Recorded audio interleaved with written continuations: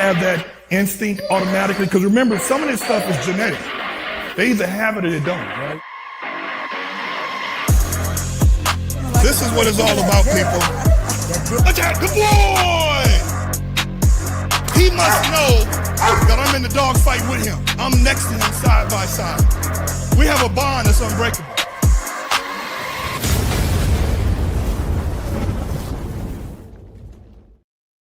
I'm telling you, you got to get an intro, dog. Hey, people, let's let some people come in. We got some people coming in. I want to say this is a very special one. I got a guest on that I've been following him for years, and whoever does your videos, man, he's good. He's good editing, but the content, the message, the informative information to me is always on point. And I want to say, I want to appreciate Haz Othman. I get it right? Othman. There you go. From Shield K9 to spend 59 minutes and 44 seconds with me to discuss a various of topics. The Doberman topic, which he's been getting some reviews on. He's been getting some motion. And but we're going to also talk about his experience at this year's World Championship at IGP, because I watched that too. I watched the whole thing with you. And it's going to be pretty interesting, because one of the things I always say that when it comes to the IGP world is tracking. It's tracking. It's depend on the dirt, man. Is it going to be right? You know, and that's one of the biggest things that can either increase your scores or where you won't pass. You know, it's a give and take. I want to say thanks for coming on the show, Haz. I really do appreciate it. Let the people know who you are, man. I mean, talk to me. Hey guys, I'm Haz at Shield K9, and I am the founder and director of Shield K9. If you follow me on social media, you know who I am. Other than that, I'm a dog trainer that once in a while shoots a video here and there. Hey man, you've had a lot of good videos that came out in the recent years, and I'm sure that anybody who watched it learned something. They may not didn't like what you said because they're blind to the fact, but they learned something. And I want to get into a few things, and we're going to jump right into it. You did a series recently about the Doberman, right? And there was a lot of people butthurt in the Doberman community. And some of those Doberman owners are kennels. That means they sell puppies, right? And they have this thing called kennel blindness. Right? From that episode, tell us again what you think about the Doberman, whether it's European or American. What do you think the state of the Doberman is today? I mean, I think it's a pretty, like, there's two sides to it. So number one, we can speak about the quality of the dogs overall in terms of the health, the drive, the nerve, because it's a working breed. These aren't Pomeranians. So We're going to speak about it from the perspective of how we would evaluate a working breed. So when I would speak about a Malinois or a German Shepherd, I would speak about the drive, the temperament, the health of the dog, the nervous system of the dog, these types of things. So I speak about the Doberman in that same way, and I compare it and contrast it to those dogs because that is the group of dogs that they belong within. Just as hunting dogs are with the hunting dogs, the guardian breeds are with the guardian breeds, the Pomeranians, the toy breeds or whatever are with the toy breeds. So this is how I compare and contrast. And, so we can speak about it from that perspective, and then we can speak about it from a trainer's perspective. So as a trainer, I'll speak about it first from a training perspective. As a professional dog trainer, I run a dog training company. I like getting Dobermans in. I find them quite easy to train. They can be a little high strung, a little bit sensitive, but they have a very busy mind. And once you stimulate and engage that busy mind, I find them actually quite nice dogs to train. I find that you can make really quick, snappy obedience with them. and they have a high desire to please, and they're also sensitive. So, you know, you don't generally have to put too much pressure on them, getting them to do the right thing and to be reliable in the right thing. So I actually really enjoy training them from a professional standpoint. I find their behavioral issues to be very easy to resolve. You know, you tell me, oh, my Doberman's reactive to other dogs. No problem. Fix that shit in a minute. You know, it's not going to take me any amount of time really to fix that. That being said, when we speak now about the working quality of the dog and the overall health of the dog as a breed, there is an enormous problem, right? And now people, with the video that I made, people are like, all breeds have problems. Yeah, but some breeds have a lot more problems than others. And I'm here to tell you that the Doberman has more problems than just about, I wouldn't say just about any other breed. I'm sure there's other breeds that are up there, but if you're looking at them, out of 5, let's say 5 are the breeds that have the most problems and 1 are the breeds that have the least problems. They're a 4 or a 5. Like, it's really bad.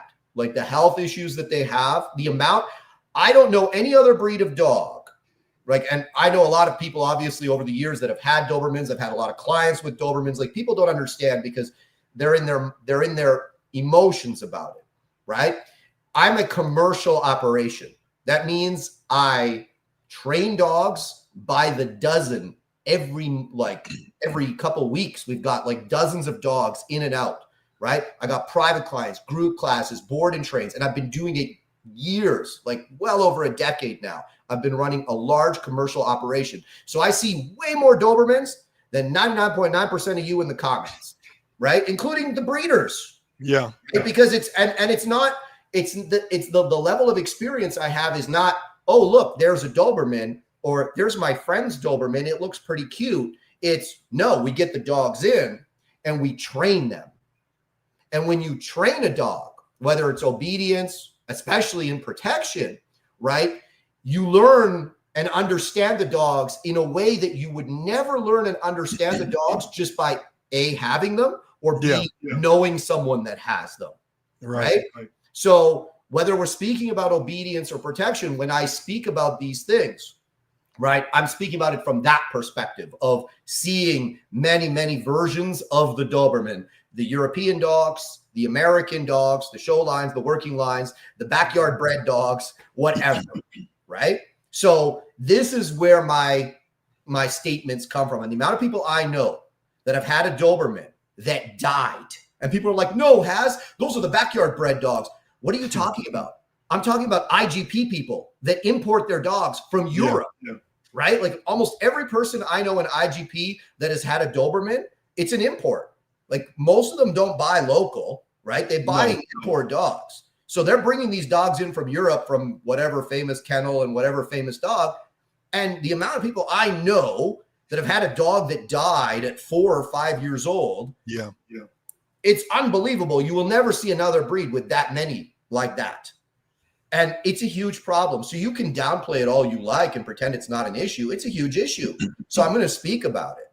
And I'm going to say, hey, this is a potential possibility with this breed. You should know about it. It's more of a possibility, I would say, than with any other breed, especially if you're going to compare it to a German Shepherd or a Malinois, right? So there's a huge health problem in the breed. That's number one. Number two, we speak about drive. A lot of people get confused with drive because, again, they don't have let's say, a spectrum of experience that would allow them to determine what true drive really is, what high drive really is, and what, you know, a low drive really is. For them, they might see a dog that has average at best drive, and for them, it's like, wow, it's like super, super high. And it's like, no, it's not, but you just don't know that. It's kind of like if the fastest car you ever drove was like, I don't know, an Acura Integra, right? And you never been in a McLaren, but you're like, well, the Acura is faster than the Dodge Caravan, you know, and that's your only like that's the only experience that you have. Then of course you'd be like, the Acura is the best car ever. It's a fantastic car, right? And it might be compared to the Dodge Caravan, but now when we start to speak about a McLaren or a Lamborghini or something like this is a different thing altogether. So when I speak about drive, I'm speaking about it, again, from that perspective of seeing the extremes of drive, right? and then seeing the lows of drive from the dogs that really will, under no circumstances, play with anything, eat anything, whatever. And then we have the dogs with the highest level of drive, right? And for me, the Dobermans, even the ones that are what we would say, wow, that's a really good Doberman, the drive is good at best. At best. At best, I've seen like 7 out of 10, right? That's at best. Now, there's more than drive that makes a dog, right? More than drive that makes a dog. When we speak about a working dog, they need more than drive. The Malinois people haven't learned this yet, maybe. But you need more than drive. You need nervous system. You need character, right? I hope you're looking a little pixelated there. I hope that's not me. My internet is crap because I'm in the country. So anyway, it's you. I think it's you, but it's your pretty face. Yeah. Okay. All right. So we need more than just drive when we evaluate a dog. We speak about the character, the nervous system that supports the drive, right? Even if a dog doesn't have high drive, if he has good drive, but a really strong heart, a really strong nervous system, there's not much he can't do because he's got the heart to do it. He's got the will to do it, right? The Doberman, I find in general, again, there's always a few exceptions to every rule, whether we speak about a Doberman or a Golden Retriever, right? In general, they have a big heart problem. They have a big courage problem. It's funny. I have people arguing with me in the comments, and I've actually seen their dog. And like, I don't want to say it to them in the comments. It's like, lady, I've seen your dog. He's a wuss. It's good. You love your dog. There's nothing wrong with that. But like every time we do protection, the goal is for him to not run away because he's on that line, right? Because he just doesn't have the heart for it, right? So the decoy is doing everything he can to support your dog and get him through the sport routine. But we're not going to lie and say, like they're generally very courageous. It's like, again, if you don't have a spectrum of experience with dogs, you would say that maybe. But I find that in general, they've got a problem in the courage and the heart department. And again, you might say, well, all dogs are like that. You can say 99.9% of German Shepherds are like that. Yeah, but not even close to the same. Like if you said, look, I got myself a working line Doberman. I brought him over from Europe. He's looking real promising. He's real good. I'd be like, fantastic, man. But here's what I wouldn't know. Whether you've got health, drive, or character, you're going to be missing something in one of those areas. Minimum. Maybe in 2. Minimum. And that's just based on my vast experience with the breed. So knowing that, if you still love the breed and you still want to get after it with the breed, I got all the respect in the world for that. But just understand that those are going to be limitations that you won't have if you go with another breed. So if those things are important to you, health, drive, courage, nervous system, right? If those things are important to you, the Doberman probably isn't for you. But if the Doberman, you have a love for it, you love the look, whatever, no problem. Go with the Doberman. I have no problem with that. I'm just here to provide information that is unsugar-coated. Right. Let me ask you this. And I appreciate you what people don't realize is that you see more Dobermans than the Dobermans they ever see in their life because you're a commercial operation. You see a lot of different breeds. You see a lot of Dobermans. And I'm not going to lie to you. I don't sugarcoat it either. I know there's an issue in our Doberman community because I'm not blind to it, right? That's why as a stud guy, I go through shit, man. 5, 6 Dobermans that I import and only keep 1, right? And I'm losing money because the euro is stronger than the American dollar, right? I know that there's a health issue, a spontaneous genetic issue that may not show up for the first 2 or 3 years, but it's spontaneous mutated the 4th or the 5th year. So you can't elude it, right? The nerves, you hit on the nerves. You nailed it, bro, because number one, they either have nerve issues, they can't take pressure, or they shut down, or here's the other thing, they just don't have no fucking drive. And you got play drive and you got real drive, the drive that makes the dog want to commit and makes the dog want to be defensive, right? And for me, it's like, because I'm a stud guy, and my studs have to be allegedly the best of the best when it comes to a male stud. When you're looking at the phenotype, the genotype, the tangibles, and the intangibles. To me, the intangibles are way more important than the tangible aspect, right? Everybody loves that big, dark mahogany markings, the dark almond eyes, the big chest, the thick bone structure. But is he a pussy? Will he run? I watched some of your videos of some of the European Dobermans you had on there.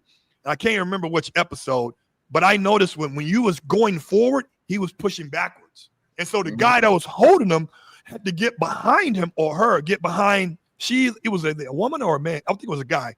He got behind the Doberman to keep him from going backwards. Yep. That's nerves, man. It's like, and you're not putting astronomical pressure on these dogs, No. And this is why I go through so many dogs to get the right one that is superior in my category, right? And that leads me to ask you this then. If that's the case, is this the reason why more of experienced handlers or dog trainers direct their use of breed like the Malinois, the Dutch, or the Bull Herder? Because Oscar Mora's got a Malinois. I think it's Guapo. He's got Guapo's son. My man Syke, he does with a Dutch Mallee. Everybody, and now it's the Bull Herder. That's the choice now. It's like they mixing them together. Whatever they mixing it with, is that the reason? Because for me, I think, and this is my perspective, I'm not a dog trainer. I'm in clubs. And I've been in the dog 16 years. But for me, I think the one dog, while I was in this maturation process of being around hard dogs who can take pressure, real pressure, was the pit bull, especially game pit. And to me, that is if you want a demo dog, that is the one that will do what you need to do and take the pressure, whether it's mental or physical pressure. But is that the reason why people are going toward the Dutchies, the Sable Shepherds, and the Bull Herders and Malleys? Well, yeah, I think if you're competitive and you're a professional and you want to win, it's a no-brainer. If you want to win the car race, you're getting a racing car, right? You're not getting the car that's in the shop all the time, or the car that is well known for blowing a cylinder at a critical moment. And again, people think when I make these criticisms that I have some strange emotional hatred for the dogs. Like I said, send me your Dobermans. I love training them. For me, fantastic dogs to train, easy dogs to train. But when we speak about breeds and when we speak about individuals within the breed, we cannot afford any level of emotional attachment if we want to be breeders and evaluate the genetic qualities that these animals are bringing forward, right? The problem is there's too much freaking emotions involved, and there's people that are in their fields instead of using this, and this, and not so much maybe of this, right? Your eyes should tell. If you have the eyes to see it, the truth is there. Now, I personally think the Doberman is too far gone unless they outcross. They need to bring in, like I said in the video, I freaking love the Doberman look. Like a big black and tan Doberman with the big chest and the big bones and the cropped ears. Man, there's nothing that looks like that dog. Right. Nothing looks like that dog. It's a beautiful dog, and I totally understand why people buy them. And I understand also, why I sometimes sell them, right? Like they are probably one of the most aesthetic breeds out there in terms of that look, which I freaking love. But the problems are so endemic across the whole breed that I do not think you can rescue the breed properly and from a long-term perspective unless you outcross. They have to open the stud book and they have to bring in something else. In my opinion, that something else is most likely the German Shepherd would probably be where you want to go. And I can explain that if we want to get into it. But like, you need to bring in something else just to mix the blood and get rid of some of these genetic problems that you have. Well, That's interesting you say that, because we're seeing that shit right now with these Frenchies, these hairless Frenchies, these pink Frenchies, and they're putting papers on them, right? It is what it is. Yeah. I use this thing called Embark, right? And it tells me my coefficient percentage of my dogs. And a lot of times my boys are 45 to 51% coefficient. And that means that, to me, that there's a lot of similar lines on both sides of the pedigree, the mother and the father. Mm-hmm. If we, for example, let's say we get with a breeder, not one of those famous breeders in Eastern Europe, Altobello, St. Creole, and those are good kennels for what they produce and provide. But let's say we got with a breeder that specifically makes sure that they're breeding that genotype with that ultimate drive, where you're having puppies that are almost insane in the membrane, where they're committed to bite regardless. It's no training. It's like when I see these puppy Malinois at 7 to 8 weeks and people walking in a pool of puppies, they're going after their lower legs and pants all day long. It's like it's almost genetically encoded in them, right? Mm-hmm. The problem is in our breed is that people want a Corvette on the outside, but they want a V6 engine under the hood, right? They're going for the tangibles, the look, but they're not knowing they're breeding.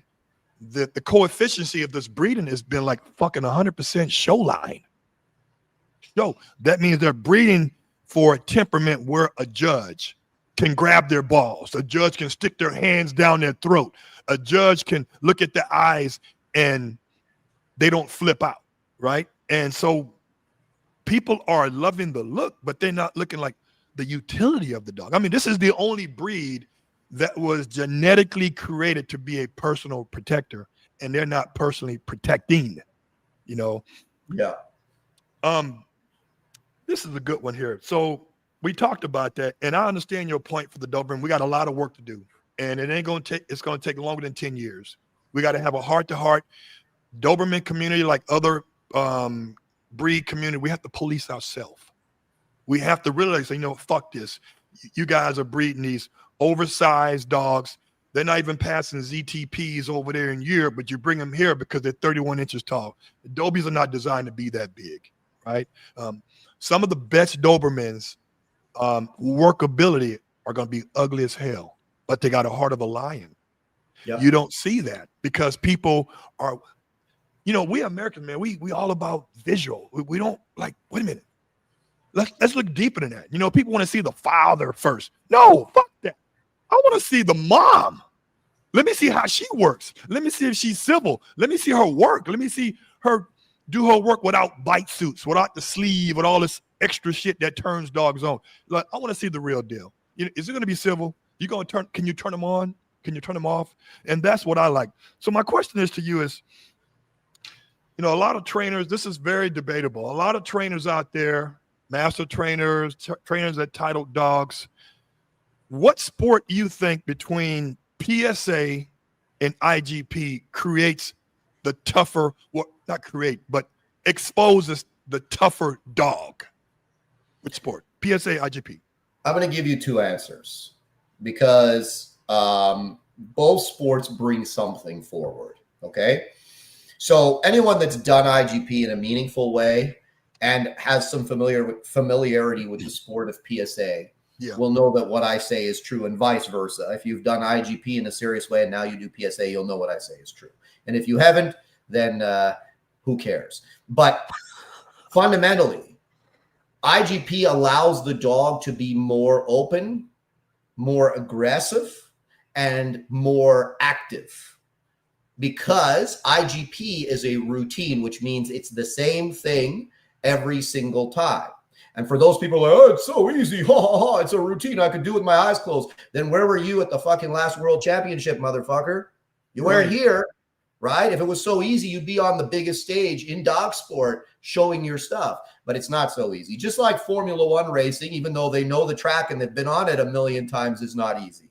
Because the game isn't just to get around. The game is to get around as fast and as best as possible. And in IGP, it's the same thing, right? We know the routine, but who can show the most power, commitment, and perfection within that routine. And perfection is not just, was it correct? Was he powerful? Was he enthusiastic? Was he open? Or did he look scared? Was he healing with his head down? Was he barking like, he wanted a cookie, or was he barking like he wanted the man? These are things that are evaluated, right? So in IGP, the dog is allowed and encouraged to be more open. So you can see more of the dog in the protection in IGP. You will see more of the dog, and you will see drive transition. You will see the guarding, and you will see the biting, right? You can see two different dogs. There's a lot of dogs, they bite real nice, but in the guarding phase, they show their insecurity and their weakness. The dogs that can't bark so good, right? People say, oh, it's the prey is too high. No, there's usually a weakness there. That's the kind of the dog that doesn't transition very nicely to the barking, and that really struggles a lot to bark. And, he's very he's either stuck in a silent guard or whatever. That's the dog in my experience. A lot of the time you surprise that motherfucker in the woods, he's running, right? When a dog shows a really nice drive transition, I say, okay, he's got a good, strong reactive side. He's got good reactive aggression, which dogs need, especially if we speak about a personal protection dog, right? Now, of course, if it's just purely a sport dog, you can get away with not having it. But for me, IGP shows the drive transition, then it shows the gripping behavior, so on and so forth. So you can see a lot about a dog if you know what you're looking at. A lot of people don't, so they don't, right? Now, what IGP does not show is environmental, the dog's ability to handle variable environments, because the IGP field is very consistent. Now, if you know what you're looking for, you'll still see the environmental nerve in the dog, right? In many cases, especially in the higher level competitions. But now when you go into the PSA stuff, there's so much variability and there's so much environmental stimulation that you can see more of the dog from that perspective. Right. So I think both bring something forward. There's the variability of PSA does not allow the dogs to be as open. Because if the dog was in such a high state of arousal and aggression, he would not have the clarity of mind to be able to transition from behavior to behavior to behavior, especially when being heavily stimulated constantly, like the decoys in PSA are trying to make the dog bite all the time. The decoy in IGP does not try to make the dog bite unless it's actually time to bite, right? So the dogs in IGP are more proactive on their own. Whereas the dogs in PSA, they must exclusively follow the direction of the handler.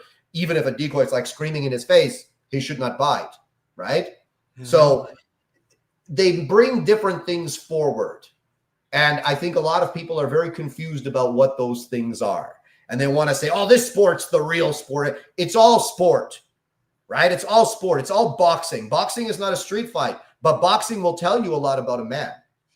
Yep. You watch a man box, right? You can see a lot about his skill, his talent, and his heart, right? It might not be a real fight, but you can see a lot about him, right? It's the same with MMA. MMA is still a sport. It ain't a street fight. It's very different, right? But it'll still tell you a lot about the man. So I would say that they both show you something if you have the eyes to see it. Yeah. I've always, my choice of sport has always been, it was called IPO. It's changed names 3 times, Schützen and IPO, and now it's IGP. When I was involved in IPO back in 2014, I was training under Wolfgang. And what I noticed about that particular sport is that it not only does it test the handler, but it tests the dog. And you're doing a lot of different scenarios. And during the training process, now I'm speaking of IGP, during the training process, you have found out if your dog is even cut out for any sport, and the pressure that I've applied on my boy Alonzo with the e-collar when doing the dumbbell work, Brinks, he was looking for that dumbbell. He didn't fold. Now, other dogs that I've had in the past, in recent years, they couldn't go beyond BH. That was it.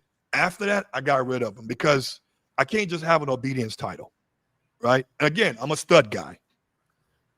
But that leads me, my other question to you is, in IGP versus PSA, are the decoys trying to help the dog look good in IGP or is in PSA? I've been told that the decoys are trying to make the dog fail. Well, what you have to understand is both programs are there's a different thing. So in PSA, my perception is past the PDC, which is their like BH basically. Yeah. The intention is to basically make the dog fail, right? Is to show the weakness in the dog, get the dog to make a mistake, to be disqualified from achieving the level. Whereas in IGP in the club trial, a club trial is people get very confused because they've only experienced the club level of IGP. What you have to understand is club level IGP is not a championship, right? So there's two different types of decoying, right? In the club level, the helper will generally not push the dogs. Like he's going to follow the instructions of the judge. He will show some pressure because that's part of the program. Depending, right. Of course, always helper dependent. Some helpers can bring it even when they don't want to bring it. They're bringing it, right? And then there's some dudes, they can do all they want to do and they're still not going to be able to bring anything because they don't have it. You know what I mean? Yeah. But in a club trial, the goal is to just show the dog the routine so that the judge can give the dog a score. It is not really to push or to test the dog super hard. So you're going to see really kind of generally at club trials, it's going to be fairly easy work from the decoy. The most pressure you'll really ever see is in the long attack, and that's about it. Whereas you go to the championship, now they're trying to expose weakness in the dog or create failure. Whether it's the angle of the escape, they make the angle of the escape very sharp so that the dogs miss the escape and go behind and get terminated because they don't get the bite, right? They try anyways to select helpers that show a lot of pressure in all phases so that they can expose the weakness of the dog and so that the judge can see the weakness or the quality of the dog, right? Okay. So, a fantastic example of pressure in the back half, for instance, and in my opinion, he is the best back half helper I have personally seen in IGP that is currently active, would be Chris DeVoe, who did the 2024 FCI World Championships. Back half helper, like there's no one better than him. And the amount of pressure he can bring and the amount of dogs I've seen him run, no one better than him, right? But that's his job in a championship. So it's a different kettle of fish at a championship. Well, let me ask you this. That's a good point. Now, people, if you guys want to follow Haz, go to his YouTube channel, Shield Canine Dog Training. He's got some good information. Go check out some of the videos he's put in the past and some of the ones he's making. What's it, 9x16 format, the little 3-minute ones? Check them out. It's very informative. Yeah. The reels, yeah. I like those. Speaking of one of the videos that I sat back and I watched, or it watched me while I was at work, it was your trip to the World Championship, right? And that was this year. You didn't pass, correct? Nope.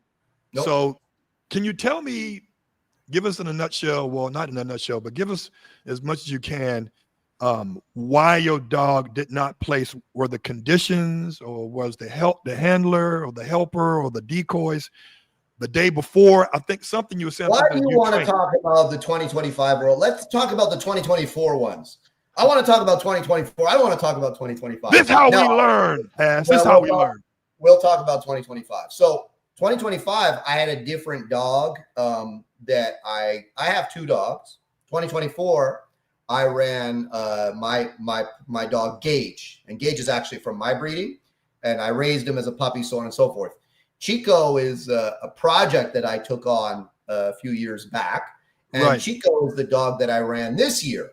Now, Chico has extreme drive, and he's a lot of dog, and we had a lot of success this year, but he is not a dog that I raised from puppy. And I did not put the foundation on him, right?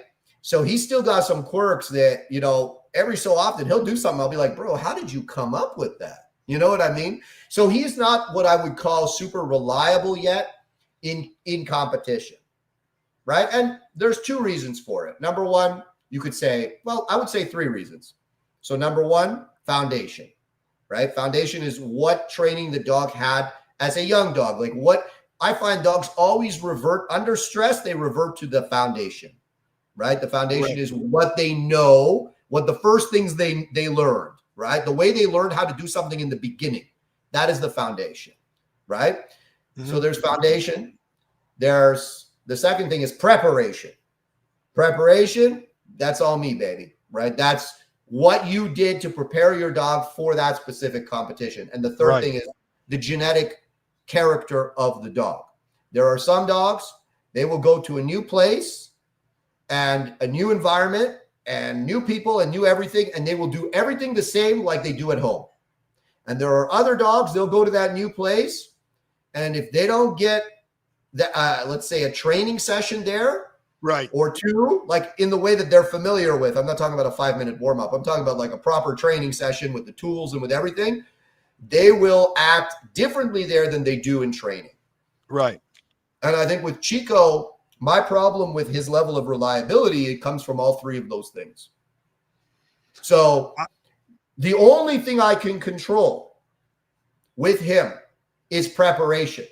So now seeing this year, I went to 4 championships with the dog. I won 2 of those championships, failed 1, and placed fairly poorly in the 3rd, or the 4th, I should say, or the 3rd, no, 2nd.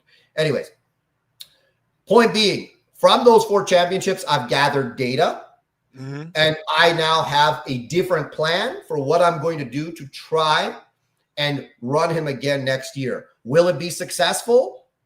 I don't know, but we're going to find out.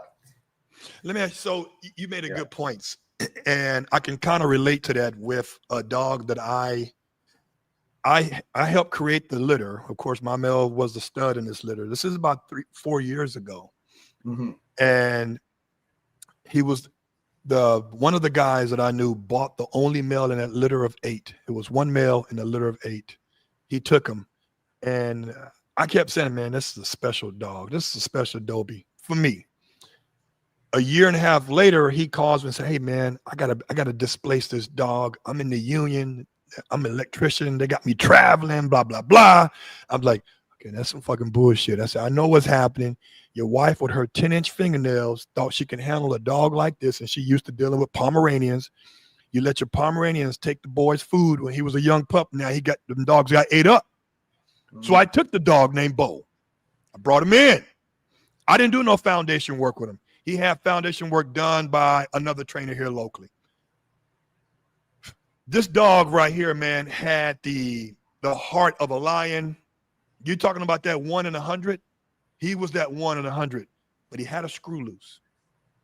And all the trainers were impressed. I'm talking about trainers from the deep hood and personal protection all the way up to a regional level trainers, Albin Walos and all these cats. And even Hartman, Ted Hartman saw that. He was impressed. And one day, man, he just decided that I'm going to bite the handler. I'm going to go after you. And it was weird. It just something snapped. He bit me. And I'm feeding him. And usually and we go to this topic, I don't put harnesses on dogs just for shits and giggles. When I put a harness on a dog, they know it's time to go to work. It's protection time. It's like their super cape, right? Other people walk the dogs in harnesses as a control mechanism. It's not a control mechanism. It's made for pulling. When I put the harness on, he tried to bite me in the face, but he bit my hand. Okay, no big deal.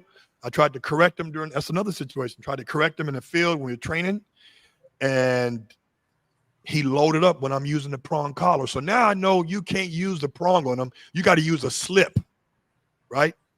It's very screw loose. So I say that is that when I don't know the foundation of a dog, I don't know the blueprint of a dog. I don't know what bad blueprints or good blueprints you put in.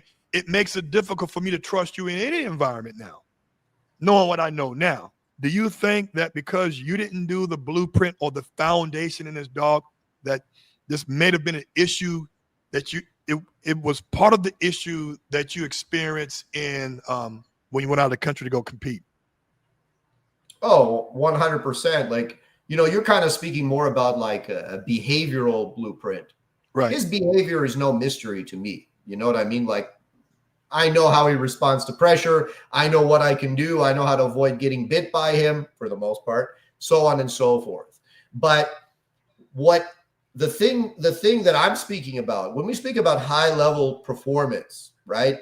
Like what you would need to do at the world championship, we're speaking about foundation in obedience training, behavior, protection training, tracking, all of these types of things. Right. The dog, when stressed and asked to perform activities, or when under, let's say he loses his concentration a little bit, he's tired, whatever, right? He's going to revert to his foundation in those things. You can retrain all you like. I have found that retraining can make up for a lack of foundation, but it can never fully replace foundation, which is why, and I've done a lot of these reclamation projects. Chico's actually not my first one. I have said moving forward, for me, I will never take a dog again that doesn't have a foundation that I'm very satisfied with. And B, most likely I will never take another dog that I haven't raised from puppy. Because I've competing at the highest level, I have two experiences. I have one with a dog from my breeding, with my training that I took to the highest level. And then I have Chico. Now, Chico's the better of the two, ironically, right? Like he's the better, he's more talented, he's more driven, he's more impressive in every capacity. But the other one's more reliable, right? And at the game, what people don't understand is by the time you get to the world level, when you get to the world championships, your dog that year has probably already been, depending on the country you're in, like 3 trials, 4 trials, right? Depending on the country you're in. So now that's trial number 3 or trial number 4. The dog at that point, usually they're kind of like, I think it's a trial. So what you've got left at that point is your foundation. We call it the dog goes trial wise. Like he's like, it's a trial. You got nothing for me. You got no food for me. You got no toy for me. You got no correction for me. You got nothing for me. I'm going to just do what I do. Yeah. Right. And that's where having a good foundation, if we speak about building a competition dog, is so important. It's so, so important. That's what gets you through the dog knowing it's a trial versus not. So for me, as you alluded to, I had problems actually in all 3 phases with him, critical mistakes in all 3 phases, no send out. And he was a little looky in the obedience. Protection, he screwed around through the whole routine, didn't sit on the long attack, came out of the blind, went back into the blind for some strange reason, bit the helper in the blind. It was just, and then in track, he got through half the track and then just decided he was going to run around. And, it wasn't that he wasn't trying, it's just he wasn't concentrating. And in IGP, you got to concentrate, especially the tracking conditions were quite difficult. But, people say, oh, well, the tracking conditions were hard. Who cares? In the 2024 FCI World Championship, the tracking conditions were worse. And my dog tracked in 93. So for me, it's not a question of is it hard or is it easy? It's how motivated and concentrated is the dog in the activity? Because if he's motivated and concentrated, nothing's stopping him from doing it well. Yeah. Right? So I love the dog. He's a fantastic dog. He's one of the most fun dogs to train ever. Training him is like rock and roll. But will he be competitive next year? I don't know. I got some things I'm going to try in my preparation to see if I can. I got another 7-8 months to get his brain switched back the way I want it. Maybe I'll be successful. Maybe I won't. But that's dog training for you. Yeah. Hey, people, if you want to follow Haz on YouTube, I think you're on TikTok too, aren't you? What? Yeah, I have you a got TikTok. TikTok. Yeah. He's on all the social media platforms. You can go to Shield K9 Dog. His face is going to show up, and he's going to be the guy. And also, people, if you want to come to my weekly, get my weekly newsletter, I'm going to send the link in the actual chat. You guys sign up. It's all about Doberman health and the improvement of the breed. I will put that link so you guys can get the free weekly newsletter during this whole interview. I'm excited about this. So here's a question. What was your first dog you ever owned? German Shepherd from the shelter. And Yeah. So Yeah. is that your favorite breed still? I mean, currently right now? Well, I left them for a while. I was in Malinois for a couple of years, and then I went back because I decided I like dogs with brains. All right. So now we're going to do something a little bit different. I spoke to you about it already, Has, but I want my followers and your followers to hear these terms. And you tell me in a dog trainer's explanation what these mean, because I'm just learning these myself as we go along with it. So, what does positive reinforcement mean to you? Giving the dog something nice for performing a desirable behavior. And nice from the perception of the dog. You don't get to decide what's nice. The dog will tell you what's nice. So if you say, my dog works for praise, I see a lot of these idiots, right? My dog just works for praise. And they'll be like, good boy. And the dog will show nothing. There will be no movement of the tail, no movement of the ears, no change in body language. They'll be like, good boy. And the dog will just be like, thank God he's not yelling at me or something. It's like, that's not positive reinforcement, right? The dog will show you. Just like the same with the treats, right? Oh, I'm giving my dog liver treats. And they give the dog the food and the dog's like, doesn't care. That's not positive reinforcement. The dog decides what it is, right? So if the dog says, yeah, I really like this thing, and you're giving him this thing for doing the work or the performing behaviors that you like, or some approximation of those behaviors, then that's positive reinforcement. All right, next word, negative reinforcement. Removing pressure to increase behavior. So again, the usual example, right, that everybody uses and I've used since time immemorial. When you get in your car and you don't put your seatbelt on, they apply pressure. Ding, ding, ding, ding, ding. You put your seatbelt on, the pressure is removed, right? So with dog training, typically that takes the form of leash pressure, right, where you apply, let's say simply up. Dog puts his butt on the ground, you release the pressure, therefore increasing the likelihood of the dog performing that behavior in response to the stimulus of the up pressure on the leash. You can then translate that to just about anything you like, whether it's a leash, an e-collar, a stick, whatever. Here's a good one. And it's almost like the antithesis of each. Positive punishment. The application of an aversive stimulus to an undesirable behavioral contingency, right? So it's a definition term, goddammit. That's right, man. I like saying this one. So like fundamentally, the dog does something bad, you apply something he perceives to be aversive. Like, I don't like that, right? Again, you don't get to decide. This is where people get it twisted, right? People get it twisted all the time because they'll say, okay, well, I correct my dog for being aggressive to other dogs. So they, bang their dog on the leash with a pinch collar. And the dog will be like, right? And they'll be like, I punished him. No, you didn't. Does he look punished? Right? If you said, oh, no, I can't say that. Okay. If you said, you got a lot of, no, I'm not going to say that. All right. Yeah. But if you said, listen, I punished my dog and your dog doesn't show any level of response to the aversive stimulus that is perceptively aversive, right? You didn't. You don't get to decide. The dog will tell you.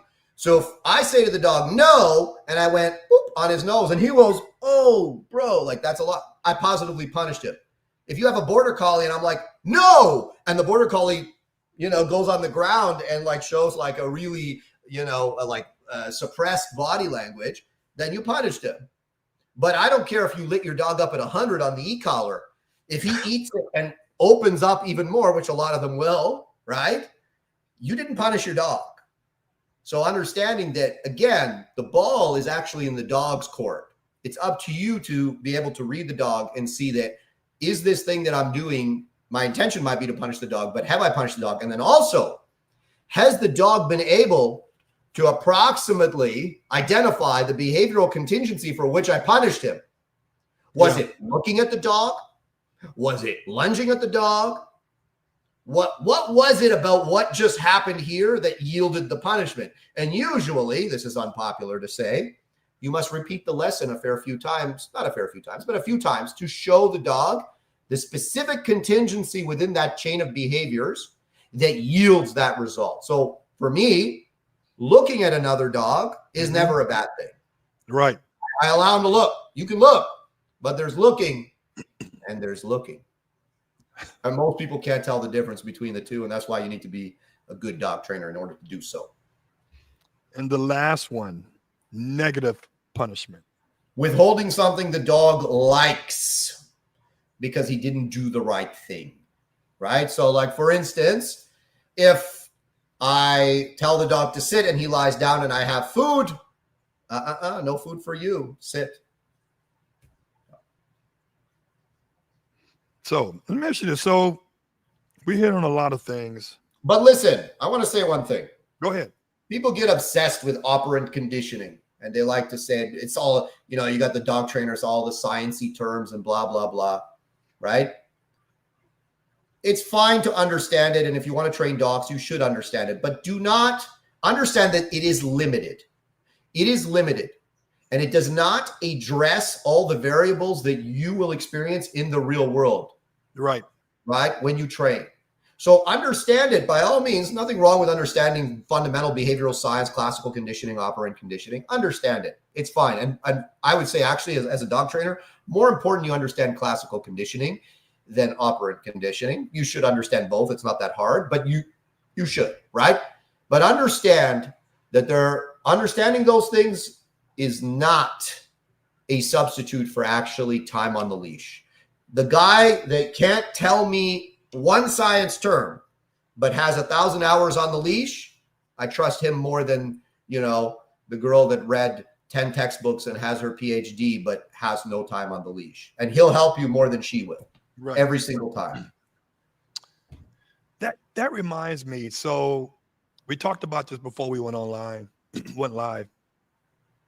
There's a lot of trainers out there who get into the profession because they've always had an affinity for animals, you know. Then some get in there because they see another person make money allegedly. What do you think that in today's era, why certain trainers, after years of doing it, have not elevated their craft by mean of improve their clientele, expound on their clientele, online classes? Why you think some trainers are still boots on the ground, training in the field, and having fly-by-night clients? What are they missing to elevate their profession? Well, there's two things when you look at a professional dog trainer. There's number one, their actual ability to train dogs. And there's an epidemic of people in dog training, and I think probably in every profession that humans endeavor in, of people that have been doing it for 30, 40 years, and they still kind of suck at it, right? And the reason why they suck is because they're unable to actually critically evaluate what they're doing and improve upon it. And then also they're not willing to objectively compare what they do with what other people do and say, okay, like this person is showing another level. I need to elevate myself to at least that level or to surpass it, right? And there's a lot of people, they just can't do it. They just don't want to do it, right? And they are forever doomed to repeat the same patterns. And we are creatures of habit, and we do love our patterns, right? And they are doomed to follow those same patterns over and over again and stay in this state of mediocrity or substandard results for the rest of their lives. Now we speak about business. That is a different thing. Okay, there's your ability to train dogs, and then there's your ability to conduct business. There are some dog trainers that are truly gifted entrepreneurs, and they understand and are motivated to do business in a way that many are not. And in fact, I've met people think I'm a big business guy. I'm really not. I would say of my talents, dog training is actually much more of a talent for me than running a business. I do it to some degree, obviously better than some people, but I'm not like a mogul. You know what I mean? Like there's guys that they're shit dog trainers, but they're moguls. You know what I mean? Like they've got multi-million dollar business. They're in the 8-figure range. You know what I mean? And they just, in spite of them actually sucking at the art of dog training, they're so good at business that they make tons of money at it. Right? So, you know, those are two separate skills. Now, if you are like me, I've always had some level of entrepreneurial interest, but not so much, right? I'm Right. not like a nerd about it or anything, right? You say, okay, listen, I don't really want to learn this stuff, but I kind of have to. You know what I mean? Like I kind of have to. It's like math, you kind of got to do it, right? So I think you should look at it like that. And you should always critically evaluate your results. Okay, that guy's a shitty dog trainer. He's making $1 million a year. You are twice the dog trainer he is. You're making $500K a year. Why? Why? If you're able to answer that question, the next question is, why aren't you doing that? Yeah. Yeah. It's that simple. Success Yeah. leaves clues. Success leaves clues. Follow the clues. The first thing I did when I decided to become a professional dog trainer is, you know what I did? I didn't go online and say, and no offense to Michael Ellis or any of these guys, right? I say, well, what's Michael Ellis doing? I said, who are the biggest pet dog trainers in the United States? Boom, found them. Guess what? Most of them hated by the mainstream dog training community. Everybody talking shit about them and blah, blah, blah, right? But I said, man, these guys are making bank. What are they doing? I watched their videos. I looked at how their websites were structured. I said, what are they doing? Are they servicing? They're obviously selling something people want to buy, regardless of their skill or lack thereof as dog trainers. And most dog trainers don't do that. They just can't get past the fact that, I know about operant conditioning and, my dog looks flashy and his dog looks sad. It's like, yeah, but he's making $1 million and you're still like living in the basement, You got to get with it and figure out what is it that he's doing that I'm not doing and why am I not doing that? It's that simple. It's the same with dog training. If you constantly fail and you're constantly not getting the results you want, whether it's on the trial field or with your pet dog training or your behavior mod, stop being arrogant. Stop listening to other people that fail alongside you. Yeah. Look at the success. Success leaves clues, right? There's no virtue in failure, whether it's in business or in dog training.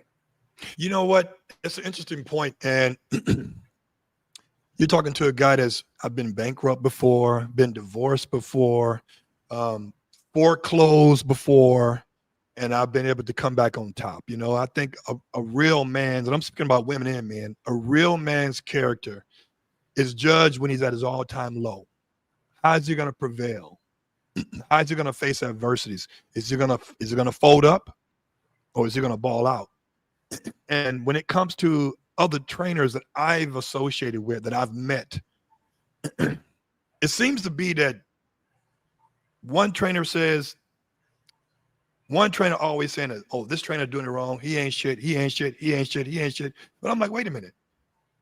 What are you doing that has changed your game? It's so much pillow talking and hatred. Is like, can't they just it's not something they're doing that they're reinventing the wheel, because I always say that it's okay to copycat as long as you're copycatting the right cat, right? I would agree with you. Listen, I'll give you an example of this, right? And we both know the man, right? I don't think he'll see this. He's probably not on social media like that.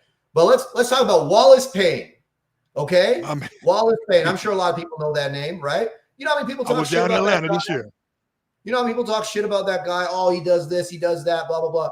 But he's successful and he's had a lot of success. So, and by the way, Wallace blocked me on Facebook. I don't think he likes my political views, but he's always nice to me at the trial. And I'm always respectful to him because he's my elder and I was raised right?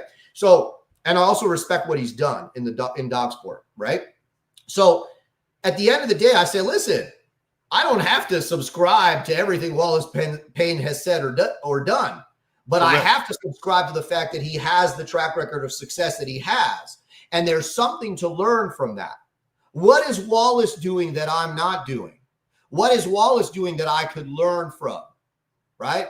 You know how many people I've seen, he does this and that and blah, blah, blah. It's like, well, then why the fuck is he beating you? Why is he beating you? Right? Is it because you're such a great person that guy's beating you every single time?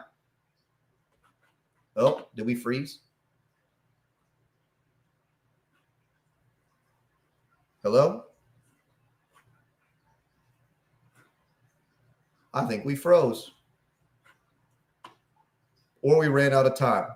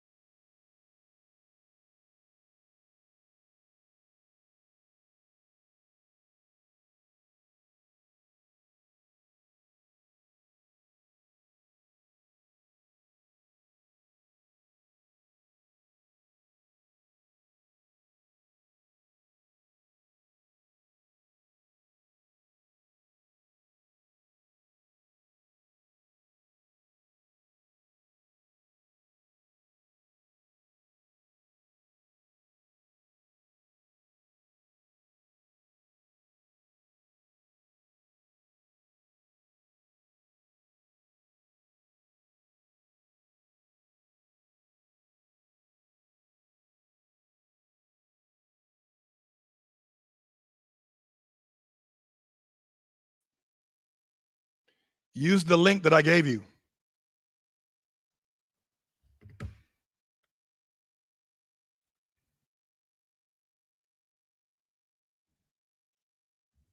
Hey guys, sorry about that. We're coming back. You guys hear me?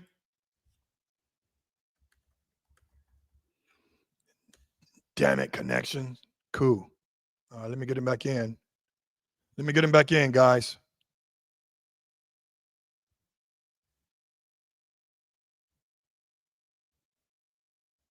This conversation was getting good. So hold tight, people.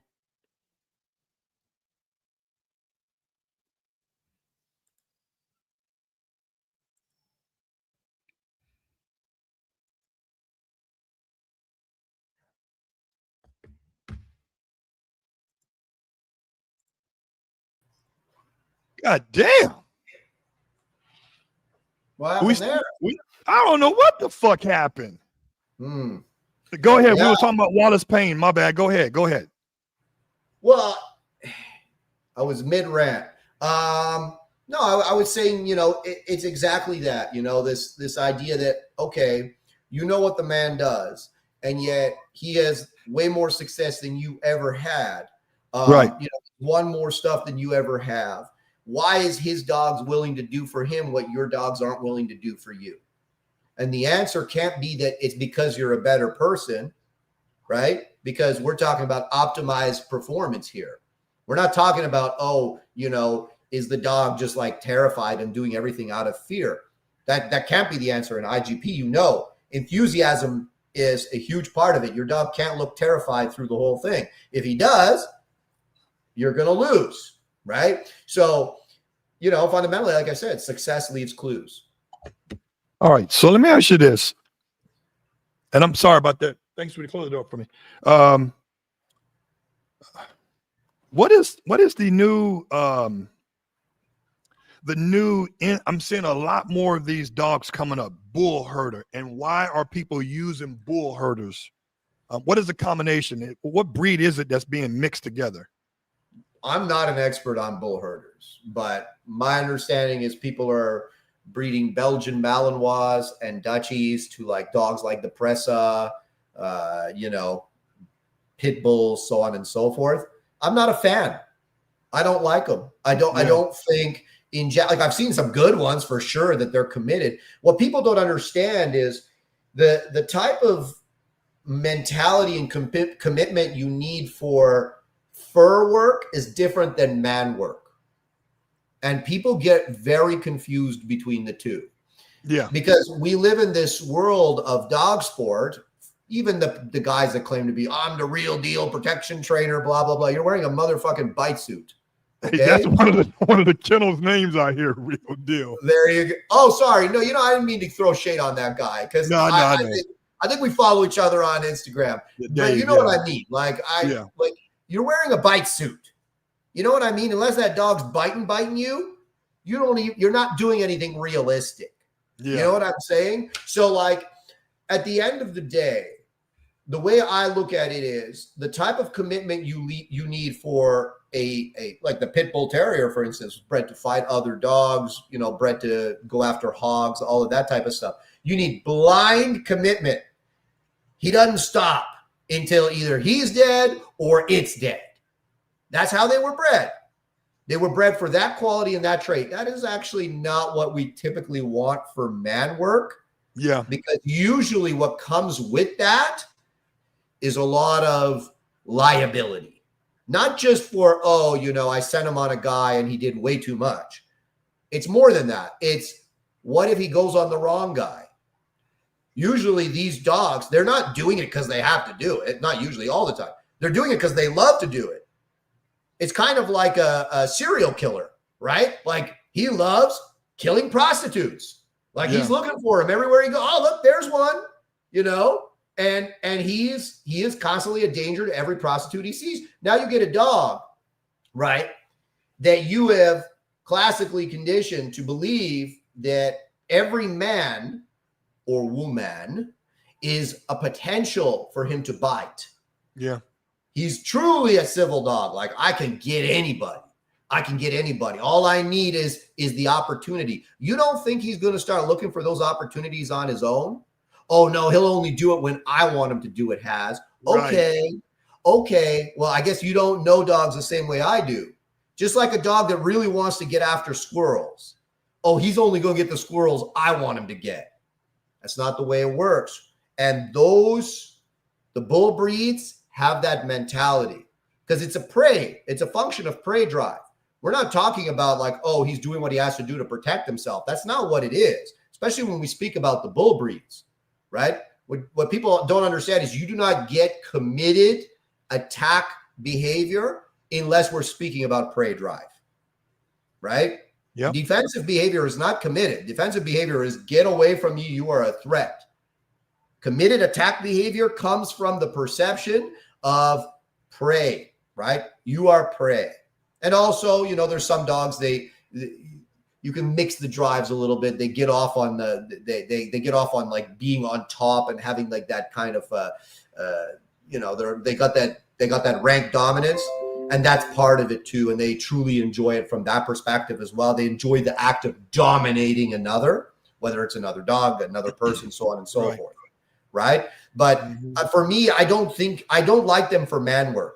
And I've never seen one that I was like, yeah, like I really want to live with that dog. I think herders provide the clarity, like herders that are well-bred provide the clarity of mind and the breed qualities that we look for that is sufficient to man work. We don't need more of that. We've got plenty. I would say, if we had an epidemic, like, let's say like the herders were in the same position as the Doberman, then I would say, okay, yeah, let's look into that. But they're not. We don't need it. So I don't view it as something that's necessary or desirable. Well, I say leave the bull breeds as the bull breeds and the herders as the herders. Let me ask you this: a lot of people, a lot of the trainers that I know that I deal with on a continuous basis or inconsistent basis, they have these dogs, right? And these dogs are serious, and they're civil as fuck. Like, they don't give a fuck. They'll turn them on to a woman with a dress on. They don't care. My question is, how forgiving do you want your dogs to be? I mean, because I've seen situations where they put a dog on the table, they agitate the fuck out of them, they put serious pressure on them, and then the decoy can go right in there and pet the motherfucker on his head within 30 seconds. How forgiving do you want your dogs to be, your personal dogs, who are also your dogs in sport? Yeah, I mean, look, I've had some real civil dogs. I have a family now. You know what I mean? Like, I gotta be careful with the kids. I got small kids, right? I with those type of dogs, you've always got to have an eye on them. Yeah, you always have to have an eye on them, because if you ever take your eye on them, if you slip for a second, you could be in for a whole lot of trouble, right? You could be in a whole world of hurt because they bite the wrong guy. And it happens all the time. It happens all the time. So I don't personally need that stress in my life. I like being able to just sit back and relax. You know what I mean? Like, there's like my last dog, he's no longer with me. Like, I rehomed him to somebody after I retired him from the sport, Onyx. He was extremely civil. And now with that guy gets off on having a dog like that. He likes it. But the dog has like several live bites already. You know what I mean? Like, he's that dog. I don't need that in my life right now, nor do I want it. So I think people kind of, they get too far into it. I mean, look, if it floats your boat, by all means, but everybody that I know that has dogs like that, they also understand the liability of it. Yeah. And if you're willing to put in the time, effort, and management to a dog like that, fair enough. I personally like to be able to chill out. My dogs run around off leash. I'm not worried if they run into somebody, that person's getting mauled, so on and so forth. Here's another good question, and I'm going to let you go 10 minutes later. I want to know from you, when selecting a puppy for yourself, not for another client, for you and your family, what are you looking for tangibly and intangibly when you're selecting a puppy to purchase? What are you looking for? What's important to you? I don't know that I'm ever going to buy another one unless it's a female to raise and keep for my breeding program. But for me, for a competition dog, number one is the breeding. Is the combination of genetics in that breeding something that I would enjoy as a handler? Right? So that's number one. I select the breeding first before I ever select the puppy. The breeding is more important. And there are different strokes for different folks. Some people like different types of dogs. So just because one breeding isn't for me doesn't mean it's not for the other guy. Right? So number one, I'll select the breeding. Number two, if I think I have a money breeding, then I will look for the puppy. Like I said this 1,000 times, I do not believe in puppy selection anymore. I only believe in identifying big red flags, like excessive fear, a lack of food drive, for instance. You can see that real early. If we speak about German Shepherds, you generally can't see the prey right away. Usually like German Shepherds, they're at least usually like 10 weeks before you really start to see the prey. And even then, I've seen dogs where at 4 or 5 months, they show a certain level of prey. You think they're going to be fantastic and they've already plateaued. And then I see dogs that at 4 or 5 months, it was whatever. But then at 7, 8 months, it's like, holy moly, look at all that prey drive. Right. So, even the prey. It's like the prey, I already know what prey I should expect based on the breeding, right? So all I'm looking for is giant red flags, like the dog's nervy, like super nervy, not like a little bit, but like super nervy about everything, like maybe zero food drive. And then, of course, like I said, it's all about picking the right breeding. That's it. That's all, man. Like, so you're gonna learn. So you're gonna, when you say, and that was a little bit ambiguous for some people, but when you say I'm breeding, are you studying and reviewing the pedigree in detail? Well, yeah. I mean, typically, I will select off of the parents in the sense that I already know the parents and I'm already excited for the breeding. Then I'll look at the pedigree and I'll say, okay, is this dog a representative of that bloodline? So there are certain dogs that are the exception to the rule, right? So like putting it in human terms, let's say you're an athlete. You are a D1 athlete. You know, you're getting drafted to the NFL, but your daddy's a college professor, never played a sport in his life, and your mom comes from a family of accountants and she's real good at math. Yeah. You're the one-off.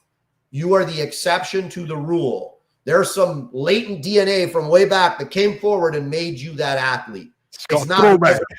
Yeah, you're off. You're off from the pedigree. Most likely, your kids are going to start to express maybe the traits of your parents. They're maybe probably not going to be the athlete that you are. That's number one. Now, if I was to say, okay, you're a D1 athlete. Gerald's a D1 athlete. He's getting drafted to the NFL. Oh, Rick, his daddy was a D1 athlete. Oh, you know, his mom ran track. Well, and then you look, oh, grandfather was at the Olympics. Okay, so Gerald is a representative of the pedigree. He is right there in the pedigree. For me, it's the same with the dog. When I look at the dog and I say, okay, this is a fantastic dog. Is he a representative of his pedigree? And if the answer is yes, then it's probably a pretty good bet that he's also going to produce representatives of that pedigree. And if I like it, then I'll buy it and take a risk on it. That's a good answer. And at the end of the day, the pedigrees can be stacked on both sides, almost equal. And that doesn't mean the puppy going to turn out to be half of that. No. Look, here's case in point. LeBron James, he has a son, right? Everybody knows he has I don't even watch basketball. I know he has a son, and the son plays basketball, but he ain't half as good as the dad. Everybody knows that. Jordan too. Yeah, Jordan too, right? Generational talents. That most dogs are like that. That his daddy may be a generational talent. The chances your puppy is also a generational talent just because his daddy is low. Very small. Very small. But maybe he can play the game though.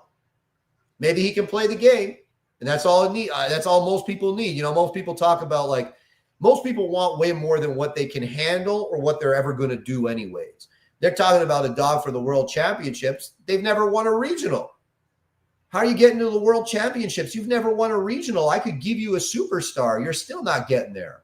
You don't have the requisite skill, ability, help, and program to follow to get to the world championships. So who cares what kind of dog you have? Just get something, get something that's good and that can do the work. Don't worry about the world championships. You're not there yet, my friend. Yeah. Haz, I want to say, man, it was a pleasure to talk to you. I think after talking with you, no, I don't think I know. After I talk with you, after having this discussion with you, I want to take my show on the road and come to Canada, I want to come check you out.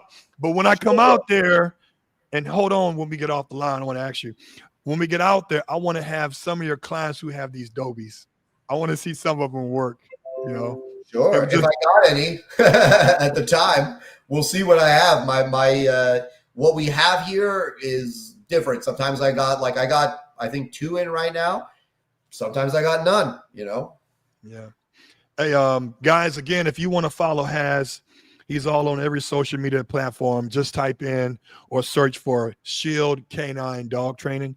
He'll pop right up. You'll see that that hairstyle he got. He's right there, the same one. He's been having it for a while. And man, I want to say again, I really appreciate you. Hopefully we can do this again real soon. Real soon. Yeah, I hope so. And people, as I always say at the end of my podcast, be resilient, but be responsible. Until next time. Hold on. Until